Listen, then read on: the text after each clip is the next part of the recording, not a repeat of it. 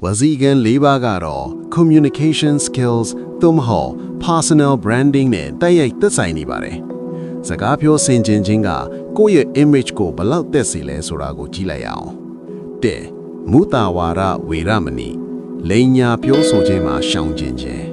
Daha koye yongji mutan bugo song shaudaba. Canada asimgi hu lenya rate, amanatay yuta swa pyo so like ga. တင်မှာစကားတခွန်းပြောလိုက်တိုင်းလူအများကလေးလေးစားစားယုံကြည်ရတဲ့ authority ဆိုတဲ့အကာအကွယ်ကိုရရှိမှာပါ။နှစ်ပိတုနာဝါစာဝေရမဏီ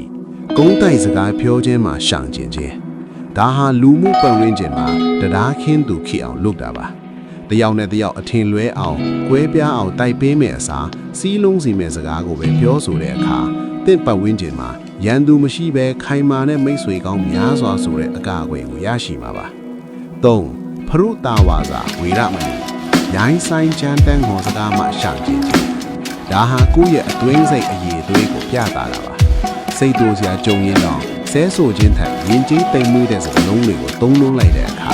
သင်မှာဘယ်လိုအခြေအနေမျိုးမှမဆိုလူအများကလေးစားရတဲ့တည်ငြိမ်တဲ့ဂုဏ်သိက္ခာဆိုတဲ့အကာအကွယ်ကိုရရှိမှာပါ 4. တံပပလဝေရမဏီအကျိုးမဲ့စကားပြောခြင်းမှရှောင်ကျင်ခြင်း ဒါဟာကိုယ့်ရဲ့တန်ဖိုးရှိတဲ့အချိန်ကိုလေးစားတာပါအနှစ်သာရမရှိတဲ့စကားတွေအတင်းအပြင်းတွေပြောမယ်အစားတစ်ဖက်လူအတွက်ရောကိုယ့်အတွက်ပါအကျိုးရှိတဲ့စကားကိုပဲရွေးချယ်ပြောဆိုတဲ့အခါတင်မှာစကားပြောတိုင်းအလေးအနာထားခြင်းခံရတဲ့ပညာရှိတယောက်ရဲ့အရေးအသေးဆိုတဲ့အကာအကွယ်ကိုရရှိမှာပါနောက်ဆုံးအပိုင်းဖြစ်တဲ့မနောကံဒီပါကတော့အရေးအကြီးဆုံး mental health နဲ့ success mindset အပိုင်းနဲ့ဖြစ်ပါတယ်စိတ်ကနေစတင်ကာကွယ်လိုက်တာဟာ အကောင်းဆုံးအကာအကွယ်ဖြစ်ပါတယ်။တဲ့။အနဘေးစာသူတစ်ပါးပစ္စည်းကိုမမောလိုချင်စိတ်မှရှောင်ခြင်းခြင်း